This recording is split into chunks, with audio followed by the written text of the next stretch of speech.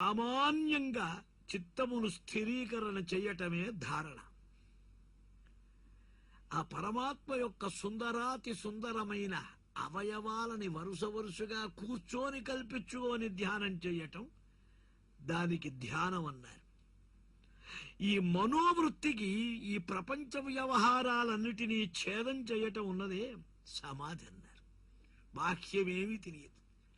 మనం జపం చేసినా, కీర్తన చేసినా, ఆలోచించినా, మననం చేసినా సమాధి రావాలి. ఈ మనస్సు విషయముల మీద, జగద్వ్యవహార ప్రపంచంలో నేనెవణ్ణి, ఏ జాతి, ఏ వయస్సు, ఏమిటి, పొడుగెంత, లావెంత, ఇవన్నీ బాడీ మీద పెట్టుకున్నామని మన్నెత్తిన పెట్టుకున్నాం. ఈ బాడీ మంది కాదు, ఎక్కడి నుంచో వచ్చింది, తల్లి తండ్రి దగ్గర నుంచి మళ్ళీ కట్టెల్లోకి వెళ్ళిపోతుంది. ఇదే నేను అనుకుంటాం, అసలు నేనేదో ఆలోచించం. ఇక బాగుపట్టమేలా దీన్ని తోసేసి ఆ స్ఫురత్ ఆత్మస్వరూప సచ్చిదానంద అనుభవాన్ని, ఈ మనస్సు నీకు ప్రపంచాన్ని ఎప్పుడు తోసేస్తుందో అప్పుడు ఆ వస్తువు ఏదో స్ఫురిస్తుంది. ఇది తొయ్యనంత వరకు అది రాదు. ఇది చాలా జాగ్రత్తగా చేయవలసింది. చక్కగా శ్వాసను జాగ్రత్తలో పెట్టుకోవాలి, నియమించుకోవాలి. ఈ బ్రహ్మాండమంతా పరమేశ్వరుని స్వరూపమేనని భావించాలి. ఈ జగత్తులో పరమాత్మ లేని వస్తువు లేనే లేదు. ఈ విశ్వస్రష్ట యొక్క ఈ జగత్తంతా ఆయన పాదమూలమే పాతాళం, పాదపార్శ్వాలే రసాతలం, మహాతలమే ఈ కింద ఉన్నటువంటి మడిమల దగ్గర భాగం, తలాతలమే పిక్కలు, ఆయనకు మోకాళ్లే సుతలం, ఈ తొడలు రెండు వితలం అతలం, ఈ భూమి ఆయన యొక్క పిరుదు వంటిది, ఈ నభస్థలం ఆకాశమున్నదే ఆయనకు నాభి, వక్షస్థలం జ్యోతిర్మండలం, ఆయన మెడ మహల్లోకం, వదనం ముఖం జనుర్లోకం, తపస్సు లలాటం. ఆది పురుషుడు సహస్రశీర్ష పురుష. ఇంద్రాదులంతా ఆయన బాహువులు, ఆయన అంశలే. మనం అందరము భగవత్ స్వరూపమే. ఆయన అంశాంశలే జీవులంతా. ఆయన కాని వస్తువు అంటూ లేదు. ఈ ధారణ గుర్తుగా చెయ్యాలి. సత్యముక్షితౌ కిం కశిపో ప్రయాసైః బాహూ స్వసిద్ధేష్యుపబర్హణైః. నీకు ఆలోచిస్తే, బాగా విచారించినప్పుడు భోగముల మీద మనస్సు పోతుంది. నిజంగా నీకు చాలకన అవసరం ఉండే. కమనీయ భూమి భాగములు లేకున్నవే పోతన్న గారు అంటాడు. అందుకే ఎందరున్నా కాయలు గాచిపోయినవిగా అరచేతులు వ్రాత గంట పున్రాయిడి చేతనా. మురటు నాగలి మేడి ధరించి సేద్యముంచేయుట చేతనా. కవి కృషి వల నీ వ్యవసాయ దీక్షకు ఆగాయని అంతులేసి కనులెన్నయు విప్పియు చూడరే సురల్. బ్రహ్మాండమంతా పులకించింది పోతన్న గారి కవితా ప్రభావం. భక్తినలా రసంగా ఏరు ప్రవహింపజేశాడు. కమనీయ భూమి భాగములు లేకున్నవే పడియుండుటకు దూది పరుపులేలా. సహజంబులగు కరాంజలు లేకున్నవే భోజన భాజన పుంజబేలా. వల్కలాచిన కుశావళులు లేకున్నవే కట్ట దుకూల సంఘంబులేలా. కొనగొని వసియూప గుహులు లేకున్నవే ప్రాసాద సౌధాది పటలమేలా. ఫలరసంబులు గురియు పాదపములు స్వాదు జలములు నిండవే సకల నదులు. పొసగ భిక్షలు వెట్టరే పుణ్యసతులు ధన మదాంధుల కొలువేల బాసురులకు. నిజంగా జీవనం జరగటానికి, శరీరం నిలవటానికి కావలసింది దొరికితే చాలదా? అది కావాలి, ఇది కావాలని ఏమీ శాశ్వతం కాని వాటిని కోరుకుంటూ ఆరాటపడతాడు. రక్షకులు లేని వారల రక్షించదననుచు చక్రి రాజయ్యుండను రక్షింపు మనుచు ఒక నరుని అక్షము ప్రార్థింపనేల ఆత్మజ్ఞులకు. దిక్కు లేని వారికి దేవుండే దిక్కు అంటారే, అటువంటి దిక్కుండగా రక్షించలేని వాళ్ళను పట్టుకొని వెళ్లాడతాడు. అయ్యా మీరు అనుగ్రహించాలి, మీరు కాపాడాలి, మీరు డబ్బిస్తే పిల్ల పెళ్లి చేస్తా, ఇల్లు కట్టుకుంటా, ఎందుకు రాని ఆరాటం.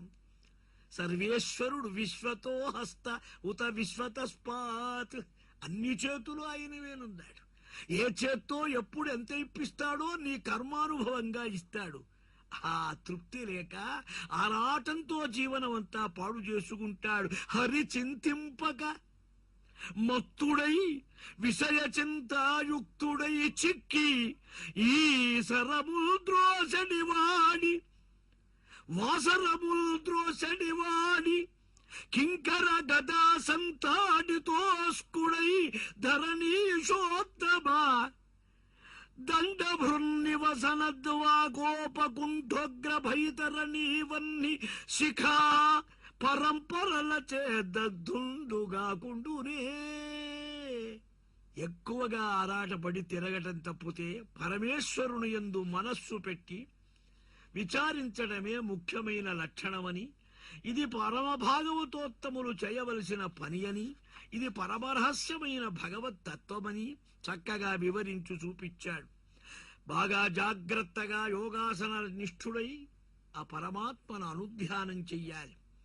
అంఘ్రిమూలమున మూలాధార చక్రంబు పీడించి ప్రాణంబు బిగియవట్టి నాభితలమున చేర్చి నయముతో మెల్లన హృత్స్వకోజము ఎదిగసిబట్టి పాదంతో మూలస్థానం పాయుస్థానం దగ్గర ఆపాలి, మూలాధార చక్రం.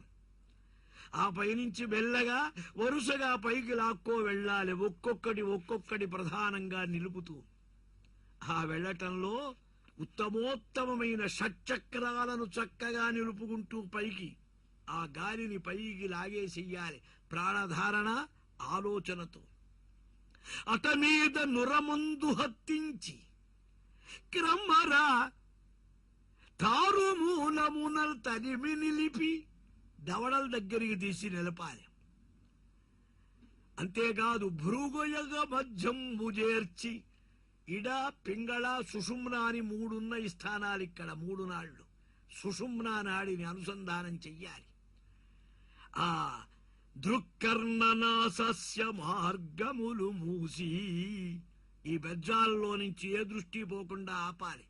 ఇచ్చలేని యోగి ఎలమి ముహూర్తము ఇంద్రియానుషంగమించులేక ప్రాణములు జయించి బ్రహ్మరంధ్రము చింత బ్రహ్మమందు కలయు పార్థివేంద్ర.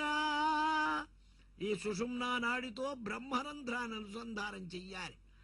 ఈ 6 కమలాలు దాటి బ్రహ్మరంధ్రం దగ్గరికి వచ్చేటప్పటికే పరిపూర్ణ స్థితి అయిన జ్ఞాననిష్ట కలుగుతుంది, కృతార్థుడవుతాడు. అతడు ఏ విధమైన బంధాన్ని పొందడు, జగత్తుల్లో కృతార్థుడవుతాడు. ఇదే పరమ భాగవత తత్వం అని ఉపదేశించాడు శుకయోగీంద్రుడు పరీక్షిన్ మహారాజు. నమః పరస్మై పురుషాయ భూయసే సముద్భవస్థాన నిరోధ లీలయా గృహీత శక్తిత్రయాయ దేహినామంతర్భవాయ అనుపలభ్యవర్తమనే. పరీక్షిన్ మహారాజు శుకయోగీంద్రుణ్ణి అడుగుతున్నాడు, స్వామి ఈ జగత్తులన్నీ ఎలా అవతరింపజేస్తాడు, ఎలా సృష్టిస్తాడు, ఏ విధంగా అవతరిస్తాడు, ఈ క్రీడలేమిటి, విలాసం ఏమిటి, దీని స్వరూపం చెప్పమన్నాడు. నాయనా ఇది బ్రహ్మాదులకు కూడా అంతుబట్టింది కాదు. సర్వేశ్వరుని యొక్క విలాసం స్వాధీనమైన మాయ. ఆయన మాయా విలాసంతో ఇచ్ఛామాత్రంగా జగత్తంతా సృష్టవుతుంది. బహుశ్యాం ప్రజాయబేతి సతపోతప్యత తత్సృష్ట్వా తదేవ అనుప్రావిశతు. ఇచ్ఛామాత్ర విలాసంతో పరమేశ్వరుని యొక్క సృష్టి జరుగుతుంది. ఈ విషయమే నిర్ణయించడానికి నారదుడు బ్రహ్మగారిని అడిగాడు.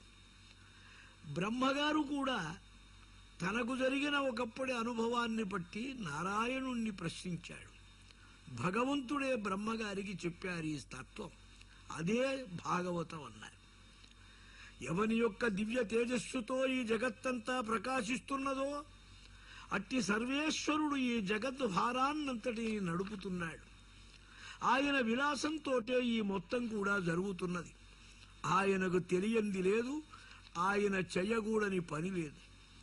ఈ జగత్తంతటికి అహమే వాసమేకాగ్రే నాణ్యజ్జత్తు సదసత్పరం కార్యం కారణం. కార్యానికి కారణం సంబంధం, కారణానికి మరొక కార్యం సంబంధం. ఈ సర్వ జగత్తులకు ముందున్నది నేనొక్కడిని. జగత్తులు ఉన్నప్పుడు ఉన్నా, జగత్తులు ప్రళయమైనప్పుడు ఉన్నా, జగత్తుల మాట రానప్పుడు ఉన్నా. నాయన, మాయ అంటే ఏమిటంటావు? ఋతే అర్థం యత్ ప్రతీయేత న ప్రతీయేత చ ఆత్మని. ఉన్నది గోచరించక లేనిది ఉన్నట్లు అనిపించడమే మాయ. మాయ అంటే ఏమిటి? ఇంద్రజాలం. లేనిది ఉన్నట్లు, ఉన్నది లేనట్లు. లేని జగత్తంతా ఉన్నట్లు అనిపిస్తున్నదే, దీని ప్రభావమే మాయా. మాయ అంటే అందుకని ఆత్మ యొక్క మాయ అంటే ఈ లేని జగత్తంతా ఉన్నట్లు, ధారాపుత్రాదులు, క్షేత్రగృహాదులు, ఈ పుట్టుక సావులు అన్నీ సత్యం అనిపిస్తున్నవే, ఇది మాయ. అటువంటి మాయను పరమేశ్వరుడు మాయాధీశ్వరుడు గనక ఆయన అనుగ్రహం పొందినప్పుడు తప్పనిసరిగా తానకి ఈ మాయ అనేటువంటి తొలగిపోతుంది. ఇదే తెలుసుకోతగింది.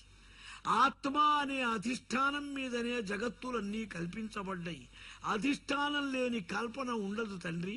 సమస్తమైన జగత్తులకు కల్పనా మాత్రమైనదంతా ఈ వ్యవహారంలోనే జరుగుతున్నదన్నారు. అందుకనే ఈ సమస్త బ్రహ్మాండం కూడా మాయాకల్పితమని గుర్తించినప్పుడు విచారణ బాగా తెలుస్తుంది. ఇదే చూడు, నీకు ఇదే కథాభాగంలో చూపిస్తా. విదురుడు ఉద్ధవుడు కలిశారు ఒకసారి. ఆ ఉద్ధవుడు శ్రీకృష్ణావతార సమాప్తి కావటం చేత దుర్భర దురంత దుఃఖగ్రస్తుడై ఉన్నాడు. శోకిస్తున్న ఉద్ధవుణ్ణి విదురుడు చేరి ఈ జరిగిన యాదవ కుల ముసల వృత్తాంతమంతా తెలుసుకొని దుఃఖపడ్డవాడై ఏమీ చెయ్యలేక విదురుడు ప్రార్థిస్తాడు, నాకేదైనా ఉత్తమమైనటువంటి మార్గం చెప్పమని. ఆ మార్గం చెప్పడానికే తాను ఎంతో నిరీక్షించానని కోరుతున్నానన్నాడు. అత్రేరపత్యమపి కంఠతాగతుష్టో దత్తః మయా అహమితి యద్ భగవాన్ సదత్తః. ఈ జగత్తుల యొక్క సృష్టి స్థితి లయాలన్నీ బ్రహ్మగారు అడిగితే నారదుల వారు చక్కగా విచారిస్తే నారాయణుడు చెప్పిన మాటలే చెప్పుకున్నారు. ఇందులో ఈ సమస్త జగత్తు యొక్క వ్యవహారమంతా యుగాంత సమయంలో మత్స్యావతారం ధరించాడు. జ్ఞానప్రదుడైన యోగమూర్తిధరుడైన నారాయణుడు సాక్షాత్ శ్రీదత్తాత్రేయ మూర్తిగా అవతరించాడు. శరణార్థులను రక్షించడానికై, సమస్త జగత్తులను కాపాడటానికై పరమాత్మ అనేక అవతారములను చూపించాడు. ఈ సమస్తమంతా బ్రహ్మాండమంతా భగవంతుని యొద్దే నిలుపుకున్నాడు ఆ సర్వేశ్వరుడు అని ఆ ఉద్ధవుడు కొన్ని మాటలు చెప్పి ఉద్ధవుడిని మరల ఒక మాట అడిగాడు. స్వామి, నాకు కావలసిన మాట కొంచెం చెప్పండి అన్నాడు. ఏమిటని? నాకు పరమాత్మ యొక్క దివ్యానుగ్రహం చేత నువ్వు చాలా జ్ఞానాన్ని పొందిన మహానుభావుడివి, నీ వల్ల నాకేదో ఉపయోగం కావాలని అనుకుంటున్నాను, నాకు కావలసిన మాటలు హితోపదేశం చెయ్యమని అడుగుతాడు. అడిగితే ఆయన నవ్వి చెబుతాడు, ఆయన నన్ను స్వామి అనుగ్రహించాడు. ఉద్ధవుడు విదురుడితో చెప్పే మాటలు. కానీ వసువుగా నేను ఒకప్పుడు యాగం చేశాను ఇష్ట మనోరథ ప్రాప్తి కోసం, ఈ దేహభానం లేకుండా పరమాత్మ కైవల్యం సంపాదించడానికి ఆయన నన్ను అనుగ్రహించాడు. ఆ అనుగ్రహించినప్పుడు నాకెన్నో విశేషాలు అనుగ్రహించి నన్ను కృతార్థుణ్ణిగా చెప్పి ఒక్క మాట చెప్పాడు. నీకు విదురుడికి మైత్రేయ మహర్షి వారు ఉపదేశిస్తాడు, ఇది నా సంకల్పం, నువ్వు చెప్పక్కరలేదన్నాడు. అప్పుడు పరీక్షిన్ మహారాజు అడిగాడు శుకయోగీంద్రుణ్ణి, కుత్ర క్షత్తుర్భగవత మైత్రేయేణ ఆపసంగమగా కదా వాసగ సంవాద ఏతద్వర్ణయ. స్వామి, మైత్రేయుడితో విదురుడికి ఎప్పుడు సమావేశం జరిగింది, ఎక్కడ జరిగింది? మహాసత్పురుషులు ఇద్దరు కలిశారంటే అది ఎంతో మహత్తరమైన తత్వజిజ్ఞాస గల వారికి ఉపయోగమైన మాటలు కదా, దాన్ని అనుగ్రహించి చెప్పమన్నారు. అంటే సమస్తము కూడా ఆ కథాభాగాన్నంతటినీ చెప్పాడు.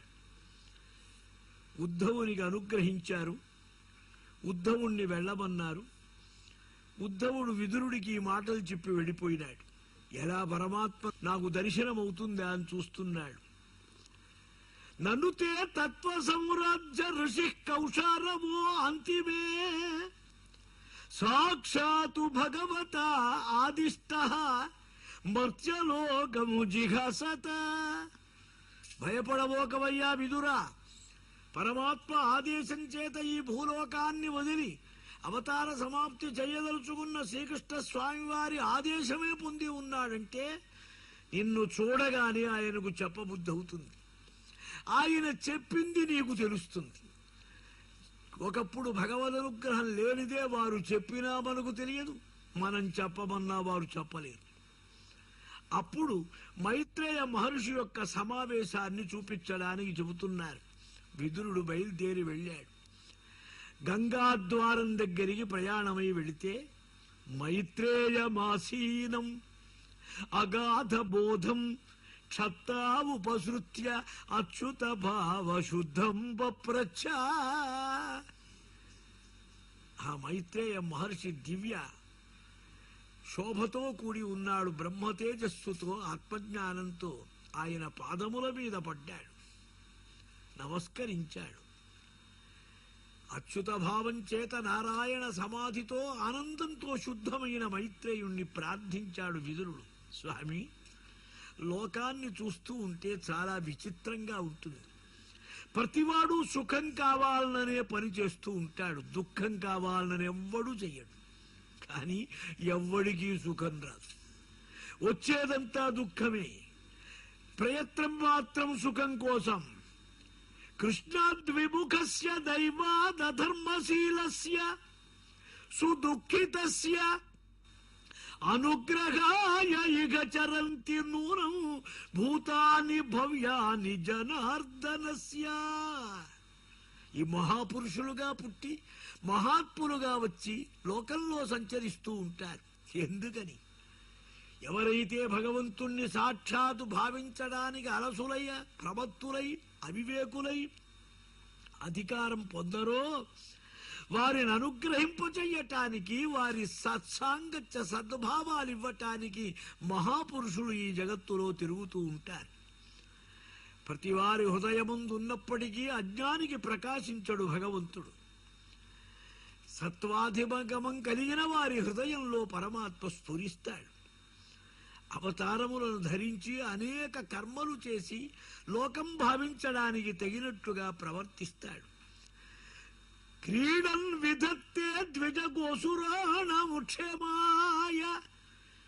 విలాసాలు చూపిస్తూ ఉంటాడు. ఈ దేవతల్ని, వేదములను, వేదవేత్తల్ని, సత్కర్మల్ని రక్షించడానికై పరమాత్మ సంచరిస్తూ ఉంటాడు.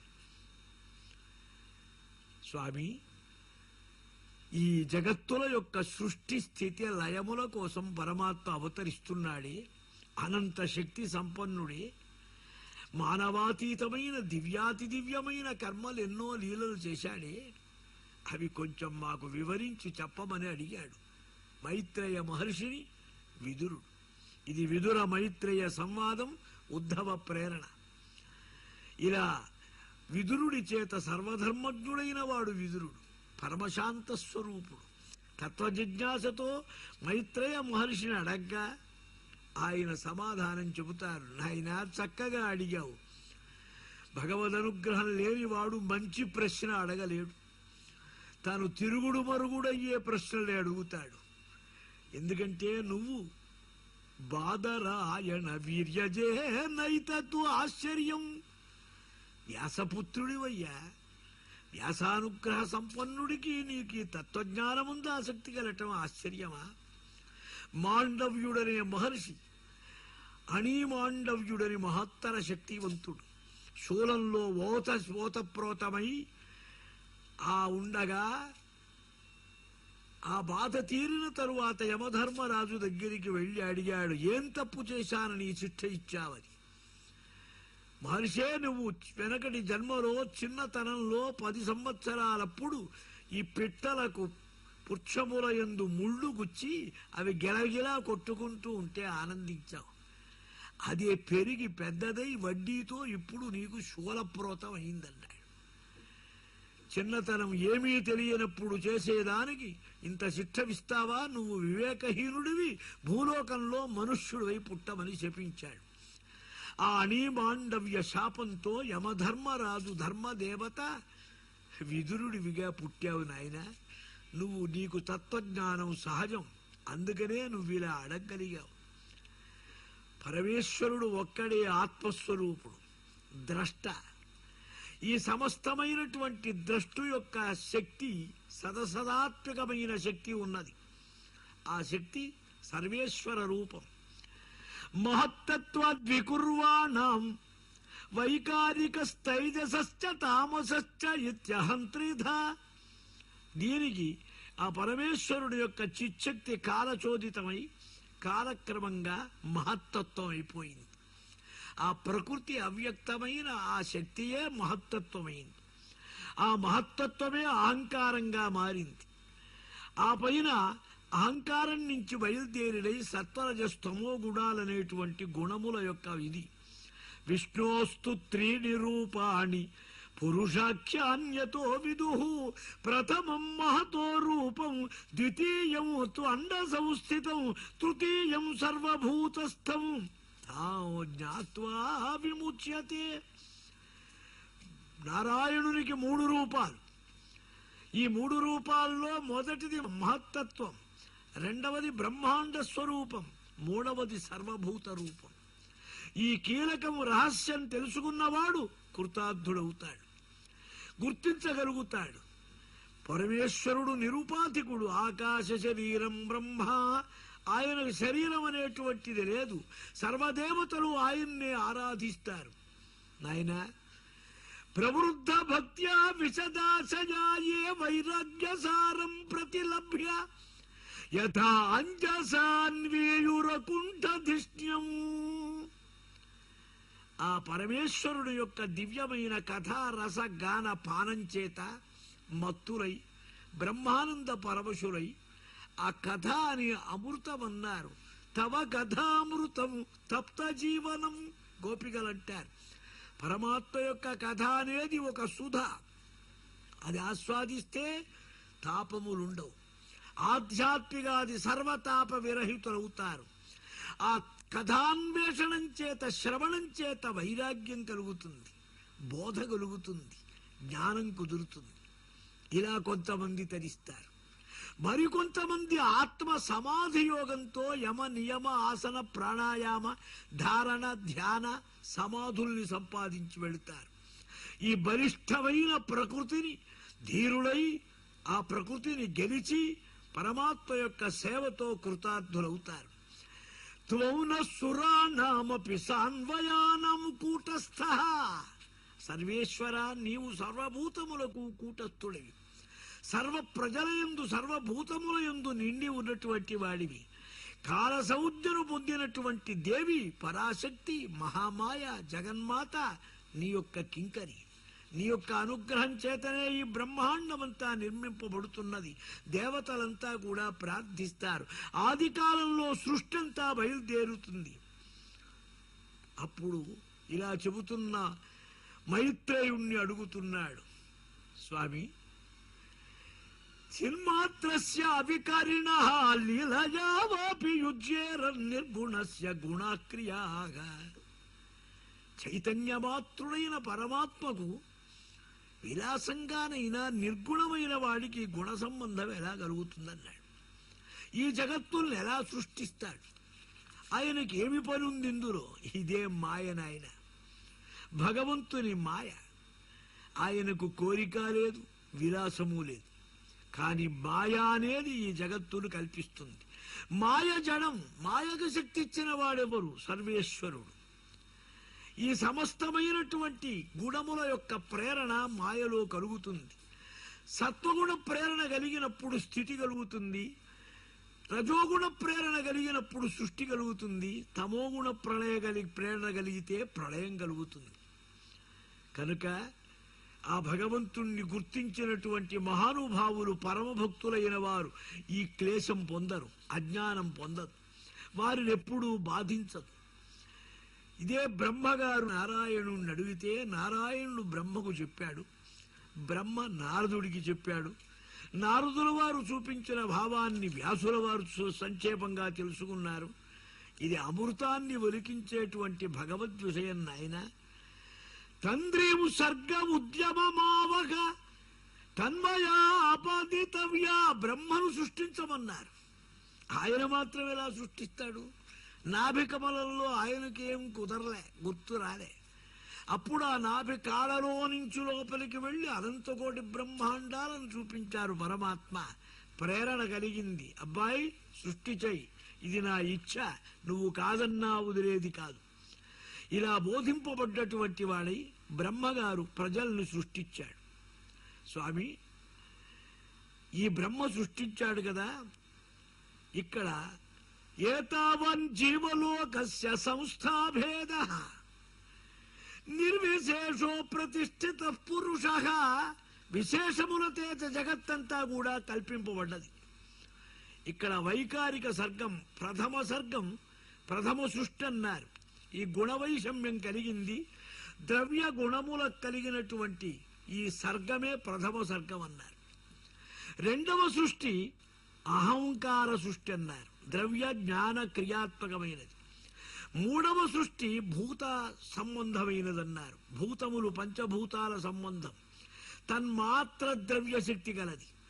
ఇక నాలుగవది ఇంద్రియ సృష్టి, ఐదవది జ్ఞానక్రియాత్మకమైనటువంటి వైకారిక సృష్టి, మనోమయ సృష్టి, ఆరవ సృష్టి తమసృష్టి, ఇది బుద్ధికృతమైనది. ఇవి ప్రాకృత సృష్టులు ఆరన్నారు. ఇది పరమాత్మ యొక్క లీల వైభవం. ఏడవ సృష్టి అద్భుతమైన వనస్పతులు, ఓషధులు, వృక్షాలు, శిలలు, పర్వతాలు తయారైనవి. ఎనిమిదో సృష్టి మహావైభవం కలిగినటువంటిది. భూరి తమసః ఘ్రాణజ్ఞాః గౌరజో మహిష కృష్ణ శూకరో గవయో రురుహు ద్విషభా పశవః. ఆ పైన జంతువులు, పశువులు, పురుగులు, పిట్టలు సమస్తం కూడా బయలుదేరినాయి. గాడిదలు, గుర్రాలు, అలాగే వృషభాలు, శర్వమృగాలు. ఇది 9వ సర్గం అన్నారు. దేవసర్గం, పితృసర్గం, గంధర్వ సర్గం, అప్సరస స్వర్గం, సృష్టులు అనేక రకాలుగా ఇలా పరిణమించినవి. బ్రహ్మాండమంతా నడుపుతూ వచ్చింది. నాయనా, ఇది కాలస్వరూపమైన పరమాత్మ యొక్క దివ్యమైనటువంటి వైభవం. మొట్టమొదలు అంధతామిశ్రము సృష్టించాడు, తరువాత తామిశ్రము సృష్టించాడు. ఇది 5 అన్నారు. ఈ మహా క్లేశములు 5ట ప్రపంచానికి. అంధతామిశ్రం అంటే మరణం అన్నమాట, తామిశ్రం అంటే కోపం అన్నమాట. ఇక ఆ పైన మహామోహం ఉంది, గ్రామ్య భోగములయందు ఈషణ, కోరిక, ఇది మహామోహం అన్నారు. ఇక వస్తువు యొక్క నిర్ణయం తెలియక, వస్తుస్వరూపం తెలియకపోవటమే అంతఃకరణ భ్రమం ఉన్నదే, అది మోహం అన్నారు. 5 క్లేశాలు జీవులకు ఈ శరీరంతో కలుగుతున్నాయి. వీటి యందు భ్రమిస్తున్నాడు. ఈ భ్రమతోటే చాలా దుఃఖపడుతున్నాడు. బ్రహ్మగారు మొట్టమొదలు సృష్టి చెయ్యమని ఒక ఆయన్ని సృష్టించాడు సంకల్పంతో. రుద్రుడైనాడు. ఆయన నీళ్లలో నుంచి ఏడుస్తూ లేచాడు. ఎందుకురా ఏడుస్తావు? ఏడుస్తున్నావు కనుక రోదనం చేసేవాడివి నువ్వు రుద్రుడు అన్నారు. బాలక, లేలా నాయన, ఎందుకు ఈ జగత్తులో సృష్టి కార్యక్రమంలో నన్ను తింపుతావని వాడు ఏడిచాడు. ఓహో, నిన్ను 11 గణాలు చేస్తున్నానన్నారు. మన్యువు, మహామన్యువు, కాలుడు, మహత్తరుడు, శివుడు, ఋతధ్వజుడు, ఋతుతేడు, భవుడు, కాలుడు, మహాదేవుడు, ఇలా 11 ఏకాదశ రుద్రస్వరూపాలు ఇచ్చారు. ఏకాదశి శక్తులిచ్చారు 11. ధీవృత్తి, రసన, నియుత్సు, ఈ సర్పి, ఇళ, పింగళ, ఇరావతి, సుధ 11 మొత్తం. నీవు ఈ జగత్తంతా కూడా నిర్ణయించమన్నారు. ఇక చూడండి, బ్రహ్మగారు సంకల్పించాడు. ఆ బ్రహ్మగారి మనస్సంకల్పంతో 10 మంది కుమారులు కలిగారు. కుమారులంటే పుట్టడం కాదు, సంకల్పంతో సృష్టి అన్నమాట. భగవచ్చక్తియుక్తుడైన భగవంతునికి బ్రహ్మగారికి మరీచి, అత్రి, పులహ, పులస్య, క్రతు, భృగు, వశిష్ఠ, దక్షుడు 10 మంది. 10వ నారదుడు. ఉత్సంగంలో నుంచి నారదుడు పుట్టాడు. వేలు దక్షాంగుష్టంలో నుంచి దక్ష ప్రజాపతి పుట్టాడు. ప్రాణంలో నుంచి వశిష్ఠుడు, భృగువు చర్మం నుంచి, క్రతువు చేతి నుంచి, పులహుడు నాభి దగ్గర నుంచి, పులశ్చుడు చెవుల దగ్గర నుంచి, అంగిరసుడు ముఖం నుంచి, నేత్రముల నుంచి అత్రి మహర్షి, మరీచి మనస్సు నుంచి వచ్చాడు. ధర్మదేవత స్తనభాగం నుంచి పుట్టాడు బ్రహ్మగారి సంకల్పంతో. అక్కడే మరణ నరనారాయణుడుగా ధర్మదేవతకు అవతరిస్తారు. హృదయమందు ధర్మం, వెన్ను మీద మృత్యువు, పాపం, తమోగుణం, కనుబొమ్మల యందు క్రోధం, లోభం అన్నీ పుట్టి. అంటే మంచి చెడ్డ అంతా భగవంతుడి నుంచే పుట్టింది. ఇందులో ఒకటి మంచి ఒకటి చెడు అని కాదు, భేదబుద్ధే మనకు. అలాగే వేదములన్నీ బయలుదేరినాయి. దండరీతి వచ్చింది, వ్యాహృతులు వచ్చినాయి, ఛందస్సులు వచ్చినాయి, సమస్త మంత్రాలు వచ్చినాయి, ఇంద్రియ ప్రవర్తకమైన సర్వశక్తులు వచ్చినాయి. ఆ భగవంతుడు 2 రూపాలైనాడు బ్రహ్మగారు. ఆ 2 రూపాలు, ఒకటి పురుష రూపం, ఒకటి స్త్రీ రూపం. అందులోనే భేదించబడ్డది. అక్కడే జంట వచ్చింది. అక్కడ నుంచి సృష్టి కార్యక్రమం ప్రారంభమైంది. అంతవరకు మనస్సంకల్పమే, సృష్టి అంటూ ఏమీ లేదు. ఈ స్త్రీ పురుష సంబంధాలన్నీ బయలుదేరటానికి అక్కడ ప్రారంభించారు. మైథున ధర్మేణ ప్రజాహ్యేధం బభూరే. అక్కడ నుంచి సృష్టి కార్యక్రమం, జగద్వ్యవహారం బయలుదేరింది. శతరూప అని ఆమె పేరు. స్వయంభువ మనువు ఆయన, మగవాడు, ఈమె స్త్రీ. వీరిద్దరికి 3 కుమారులు కలిగారు. ప్రియవ్రత, ఉత్తానపాద అనేటువంటి వారు 2 కుమారులు, 3 ఆడపిల్లలు. ఆడపిల్లలు ఆకూతి, దేవహూతి, ప్రసూతి అని 3 కుమార్తెలు. ఆకూతిని రుచికిచ్చారు, దేవహూతిని కర్దముగునికిచ్చారు, దక్షుడికి ప్రసూతినిచ్చారు. ప్రసూతి అంటేనే ఉంది ప్రసవం అని. ఆమె వల్లనే ఈ సంతానమంతా బయలుదేరింది. ప్రియమైనటువంటి పుత్రుడు స్వయంభువుకు ప్రియమైన భార్యను పొందాడు. ఉత్తమమైనటువంటి చరిత్ర స్వామి, శ్రద్ధగా వింటున్నాను, ఇది బాగా వినిపించమని కోరాడు విదురుడు మైత్రేయుణ్ణి. దోషిలి వగ్గి బ్రహ్మగారిని ప్రార్థించాడు ఈ కుమారుడు. అయ్యా, నన్ను ఏమని చెయ్యటానికి పుట్టించావన్నా? నీ వల్ల సృష్టి కావాలి. నీకు నారాయణుడు సుప్రసన్నుడైనాడు. నీ ద్వారా ఈ జగద్వ్యవహారమంతా నడపవలసి ఉన్నది. అదే పరమాత్మ యొక్క కోరిక.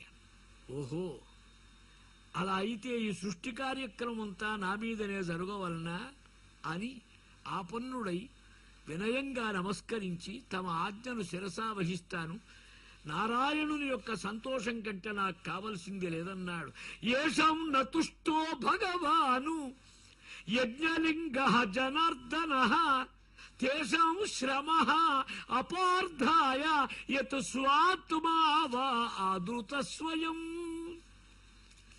ఎవని యొక్క శ్రమ సర్వేశ్వరుడైన యజ్ఞేశ్వరుడైన భగవంతునికి సంతోషాన్ని, ఆనందాన్ని కల్పించదో వాడి జన్మ, వాడి శ్రమ, వాడి పని వ్యర్థం. అటువంటి పరమాత్మ సంతోషం కల్పించే కార్యక్రమం జరగటం కంటే వేరున్నదా అని మనువు నమస్కరిస్తాడు బ్రహ్మగారికి. బ్రహ్మగారు అనుగ్రహిస్తారు. మనువు బ్రహ్మగారి ఆజ్ఞ చేత ఈ సృష్టి కార్యక్రమం అంతా ఏర్పాటు చేయదలిచాడు.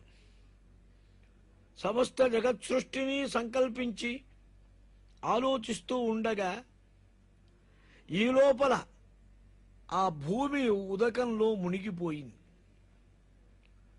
నీటిలో మునిగిపోయినటువంటి భూమిని చూచి, ఎలా భూమి లేనిదే వీరందరు ఎక్కడుండాలి? యదోక సర్వసత్వానాం మహీమగ్న మహాంభసి అస్యా ఉద్ధరణే యత్నో దేవా దేవ్యా విధీయత.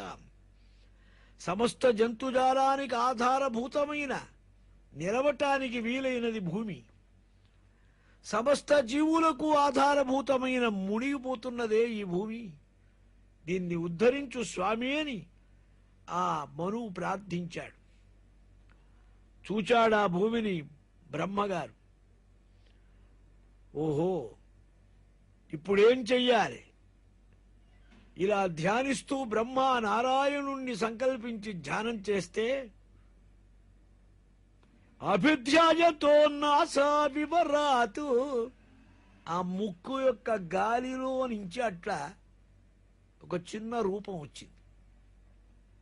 ఆ రూపమే వరాహ రూపం. స వరాహతో కహ నిరగాతు, అంగుష్ఠ మాత్రమైంది మొదలు. అంగుష్ఠ పరిమాణత తస్య అభిపశ్యత ఖస్థ క్షణేన. ఆకాశం మీదికి వెళ్ళింది, నిలిచింది. గజమాత్ర ప్రవృధే తదద్భుతమభూన్మహతు. ఏనుగంత ఆకారం అయిపోయింది ఆ వరాహ స్వరూపం. ఎలాగైనా జగత్తులను ఉద్ధరించడానికి భగవంతుడు అవతరించి ఉంటాడని మరీచి మొదలైన మహానుభావులు మనువుతో కూడా ఆ సౌకర రూపం, యజ్ఞవరాహ రూపాన్ని ఆలోచించారు. దివ్య రూపం బయలుదేరిందే మన దగ్గర నుంచే వచ్చినట్టు అనిపించింది ఇందాక. దృష్ట అంగుష్ట శిరోమాత్ర క్షణాదు గండశిలా సభగ. అంగుష్టం బొట్టమిని వేలంత ఉన్నది, క్షణంలో పర్వతమైపోయింది. ఇది భగవంతుడు గాక మరొకరు కారు. నా మనముల గల దుఃఖ విరామము కావించుకొరకు రాజీవక్షుండు ఈమేరా యజ్ఞపోత్రి శ్రీమూర్తి వహించే. ఇది విచిత్రము తలపన్. నా మనఖేదాన్ని తీర్చడానికి వచ్చాడు పరమేశ్వరుడిక్కడ. ఆనందం పొందించడానికి, ఋషులను కాపాడటానికి. ఎంత గొప్ప అనుగ్రహం భగవంతుని యొక్క విచిత్రమైన ఆకారం. హరిస్తాంశ్చ ద్విజోత్తమాన్ స్వగర్జితేన కకుభ.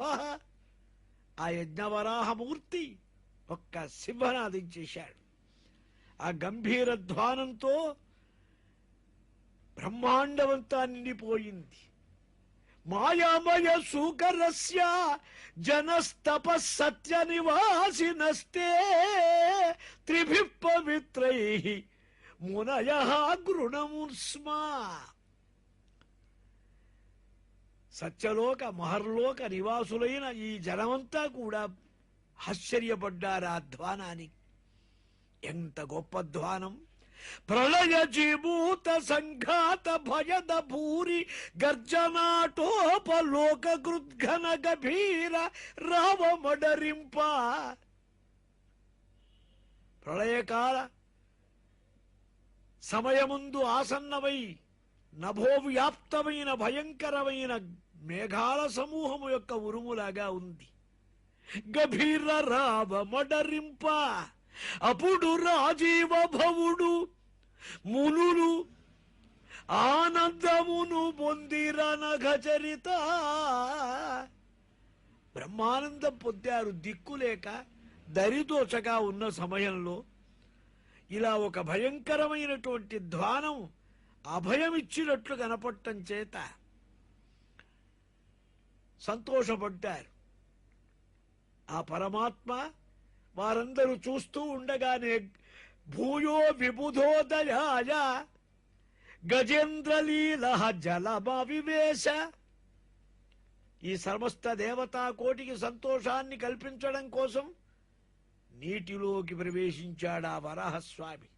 ఉక్షిప్త బాల ఖచర కఠోర సటా విధున్వన్కర రోమ సత్వకు ఖురాగత భ్రసిత దౌష్ణపక్ష జ్యోతిర్బభాసే భగవాన్ మహిద్ర. కఠోరమైన ధ్వని, భయంకరమైన వాలం తోక, అద్భుతమైన గెట్టెలు, అపూర్వమైన ముఖం, పెద్ద కోర. ఆ కోరతో, ఆ నాసతో వాసన చూస్తున్నారట భూమి ఎక్కడుందా అని, మునిగిపోతున్న భూమిని. గ్రాణేన పృథ్యపదవీం జిఘ్రన్ క్రోడాపదేశ స్వయమధ్వరాంగ. వరాహాలకు వాసన చూసే శక్తి ఎక్కువ గనక ఆ భూమిని వాసన చూడటానికే ఈ రూపం ధరించారు. చమత్కారం. భయంకరమైన కోరలు, పరమ తీక్ష్ణమైన గంభీరమైన దృష్టి. ఉద్వేచ్య విప్రాన్ గృణత అవిశతుకము. స్తోత్రాలు చేస్తున్నారు మహర్షులు, దేవతలు. వారి స్తోత్ర పాఠాలకు సంతోషాన్ని చూపిస్తూ మందహాసం చేసి ఆ మధురమైన యజ్ఞవరాహమూర్తి భూమిలో ఆ నీళ్లలో లోపలికి దూరారు, వెతిగారు భూమిని. ఉత్కృష్టధీగి ఊర్మికరైర్వార్త చుక్రోశ యజ్ఞేశ్వర పాగిమేతి. కురైష్ఠుర ప్రైర్జరయంతదాపస ఉత్పారపారము త్రిపరూరసాయం. 3 సవనములు ప్రాతర్మధ్యందిన సాయం సవనాలని యజ్ఞముల్లో ప్రధానం. ఈ 3 సవనముల యందు ఆరాధించబడేవాడే యజ్ఞపురుషుడు. ఆ యజ్ఞేశ్వరుడే వరాహ రూపం భూమిని ఎత్తడం కోసం ధరించారు. ఒక్కొక్క విలాసానికి ఒక్కొక్క లీలావతారం ధరిస్తారు పరమాత్మ. అప్పులు అంటే నీళ్లు ప్రార్థించిన ఇట స్వామి సముద్రుడు కింద పడిపోతున్నాం, నీ భయంకర రావాన్ని వినలేకపోతున్నాను, రక్షించు, పాగి పాగి అని ప్రార్థించారు. దదర్శ గముతత్ర సుషుప్సురగ్రే యం జీవధానిం స్వయమభ్యధత్త. ఆ నీటి యందు మునిగిపోతున్నటువంటి వస్తువును చూచారు, భూమిని. ఆహా, సర్వజీవధార ఆధారభూతమైనటువంటి ఆ భూమిని ఎత్తారు పైకి. అంత భూమండలం ఎత్తడానికి భగవంతుడికి లెక్కేమిటన్నారు. స్వదౌష్టయా ఉద్ధృత్య మహిం విలగ్నం. తన కోరతోటి ఈ భూమిని పైకెత్తారట. సమృరుచే రసాయా తత్ర. అప్పుడు ఒక భయంకరుడైనటువంటి రాక్షసుడు కూడా వచ్చాడు గదాదండం తీసుకొని. సునాభసందీపిత తీవ్రమన్యు. బయలుదేరొచ్చాడు. వాడు దురహంకారి, వాడే హిరణ్యాక్షుడు. అట్టహాసంగా ముందుకొచ్చేశాడు స్వామి దగ్గరికి. అప్పుడు దేవతలు ప్రార్థించారు, స్వామి నీవే రక్షించాలని. నీకు జగత్తంతా బ్రహ్మాండమే శరీరం. దంశ్రగ్రకోట్యా భగవం స్త్రజా ధృత విరాజతే భూధర భూ స భూధర యథావనాన్నిస్సరిత ధృత మతంగజేంద్రస్య సపంకపద్మిని. తామర తీగనెత్తినట్టుగా, కమలాలతో కూడిన తీగనెత్తినట్లు నీ దంష్ట యొక్క చివర భాగంలో ఈ బ్రహ్మాండమంతా ఎత్తబడ్డది. సౌకర రూపం ధరించిన యజ్ఞవరాహ స్వామివైన నీకు నమస్కారం. స్వామి ఏనాం సంస్థాపయ జగతాం తస్థుషాం. ఈ కదిలే భూతాలు, ప్రాణాలు కలవి ప్రాణాలు లేనివి అన్నీ నిలవాలంటే భూమిగా ఆధారం. ధరతి ఇతి ధర, అందరినీ ధరిస్తుంది గనక ఆ యమ్మ పేరు ధరణి, ధర, విశ్వంభర అనేక పేర్లు పెట్టారు. ఈమెను నీటి యందు నిలపాలి. నీటి యందు ఎలా నిలుస్తుంది అండం? అదే పరమేశ్వరుని ఆధార శక్తి. ఆ శక్తి చేత నిలపాలి. ఇక్కడ స్వామి ఈ జగత్తంతా నిలవబడుతుంది. కశదధీత అన్యతమస్తవ ప్రభో రసంగతాయ భువ ఉద్విబర్హణం న విస్మయ అసౌ త్వయి విశ్వ విస్మయే యో మాయయా ఇదం సృజతే. అత్తి ఈ జగత్తులన్నిటినీ సృష్టించి లయం చేసేవాడివి. ఇది ఆశ్చర్యమా నీకు? నీటి యందు మునిగిపోయిన ఈ భూగోళమును ఎలా పైకెత్తావంటే నీకు ఆశ్చర్యమైంది కాదిది. సవైబత భ్రష్టమత తవైషతే కర్మణం పారమపార కర్మణ యద్యోగమాయా గుణయోగమోగితం విశ్వం సమస్తం భగవన్ విధేగిశం. జీవులకు మానవులకు బుద్ధులకు అందనటువంటి అప్రమేయ ప్రభావమే భగవంతుని మాయాగుణం. ఈ మాయా ప్రభావం చేత మోహితులై తెలుసుకోలేక ఎలా జరిగింది, అలా జరిగింది, ఇలా జరిగింది అనుకుంటారు. వాళ్ళ అవివేకం అది. స్వామి, నీ చేత ఇప్పుడు జగత్తు రక్షింపబడాలి. వెంటనే స్వామి ఆ భూమిని పైకి తీసి అలా నిలిపారట. ఇది పరమమంగళమైన జగక్షేమంకరమైన యజ్ఞవరాహ స్వామి యొక్క అవతార విశేషమన్నారు. ఈ హరి యొక్క కథ ఎవరు శ్రద్ధగా వింటే వారల్లా భగవంతుని అనుగ్రహాన్ని సంపాదిస్తారన్నారు. అక్కడనే ఇక్కడ ఒక ప్రశ్న వచ్చింది. విదురుడు అడిగారు మరల, స్వామి, ఆ భూమిని ఉద్ధరించినప్పుడు రాక్షసుడు వచ్చాడు యుద్ధానికన్నారే, దాని విషయం చెప్పలేదేమిటన్నాడు. నాయనా, నువ్వు చాలా శ్రద్ధ గలవాడివయ్యా, విమర్శించి విడమరిచి అడుగుతున్నావు, అందుకని చెబుతున్నా విను. యయా ఉత్తానపద పుత్రో మునినా గీతయార్భక ఆరురోగ హరే పదము. దక్ష ప్రజాపతి యొక్క కుమార్తె దితి అని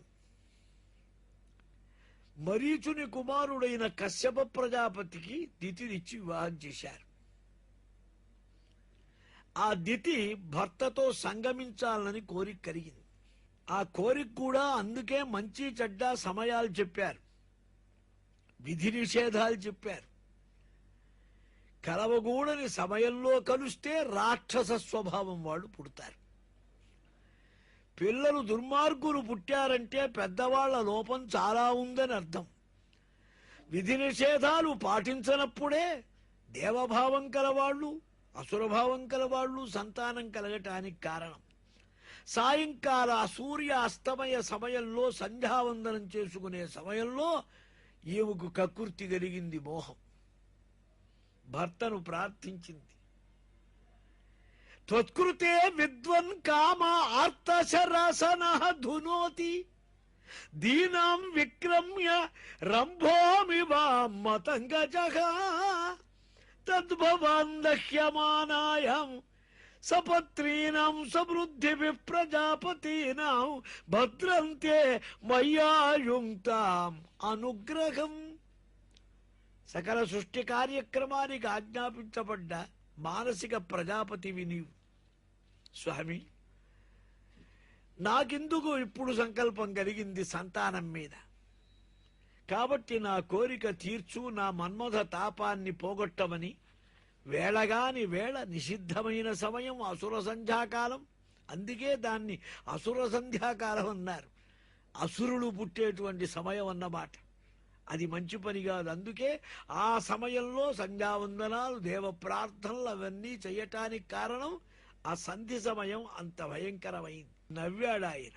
భగవంతుని సంకల్పం ఎంత గొప్పది. విలాసం, కోరగూడని కోరిక కోరావు.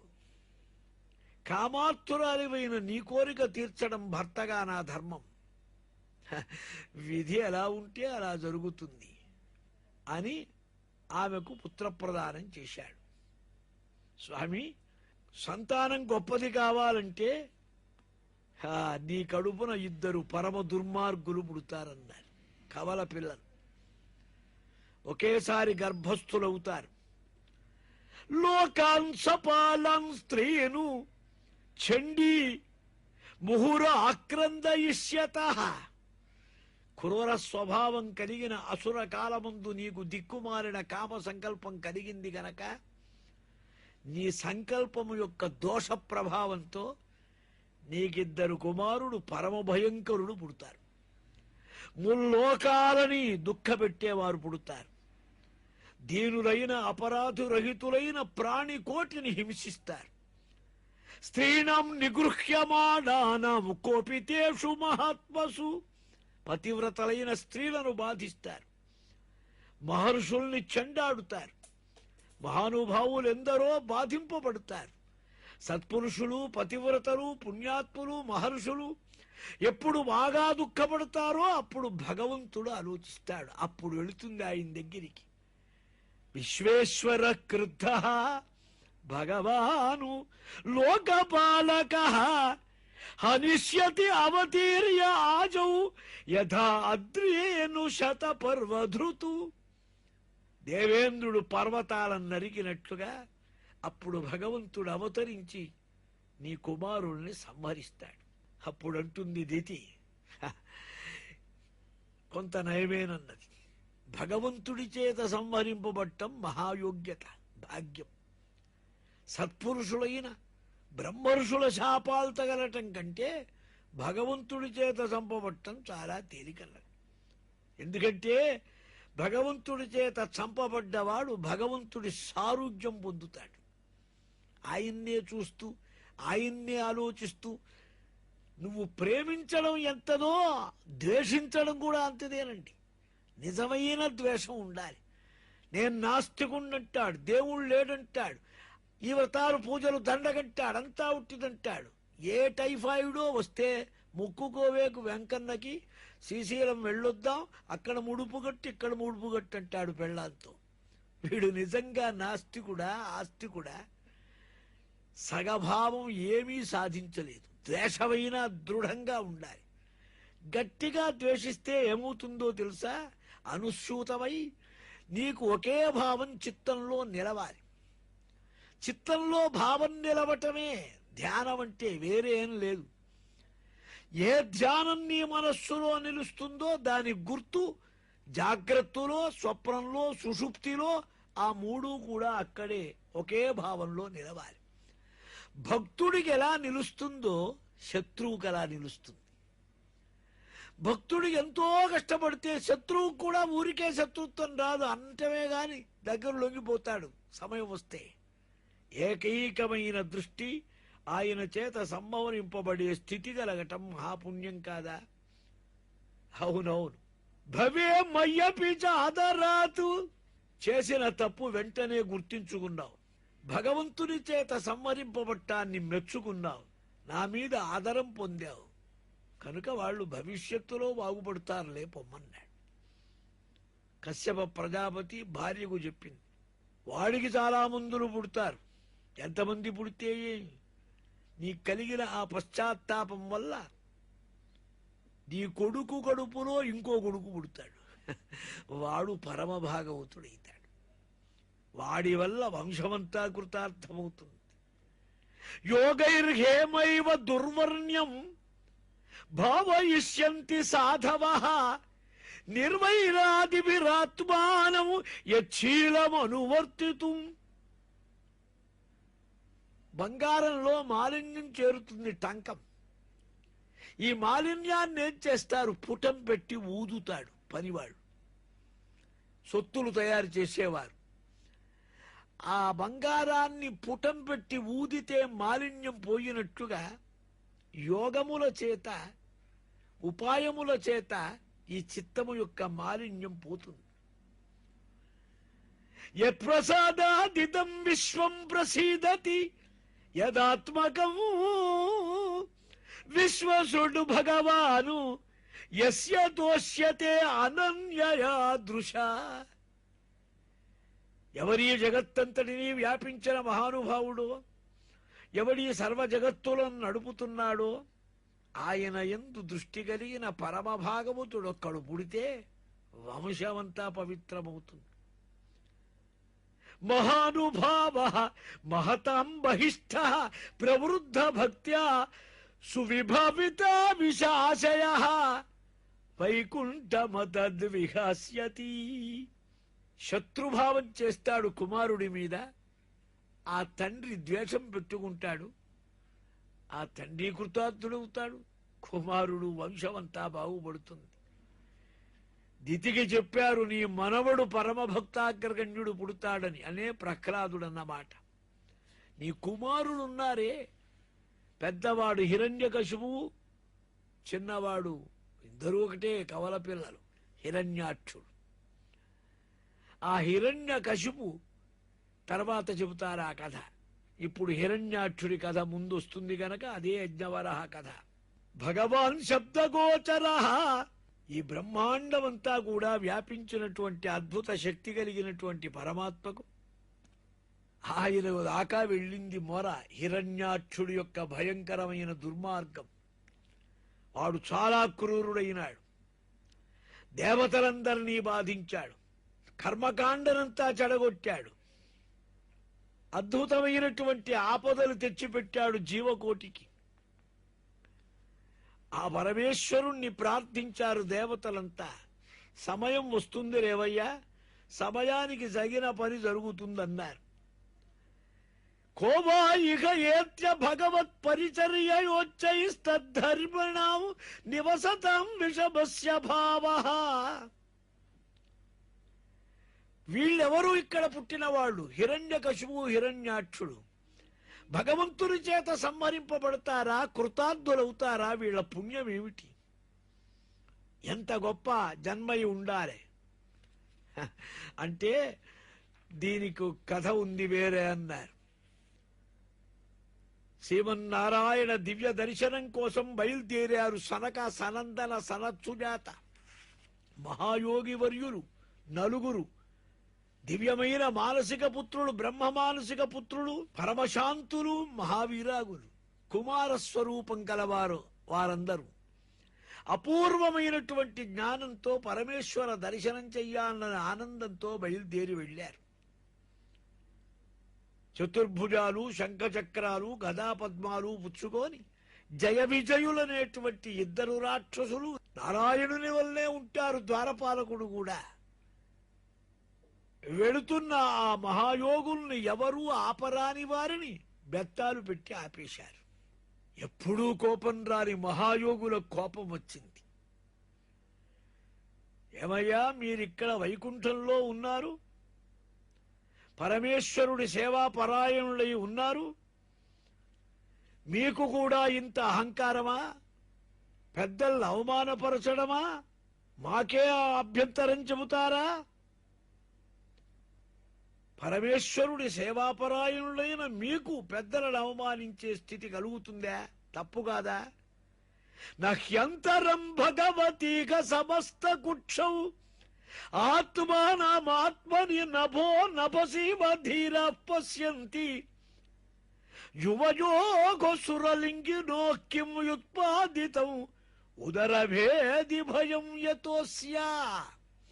సర్వవైషమ్య శూన్యులైన మీకు ఈ దురాగ్రహం తగునా?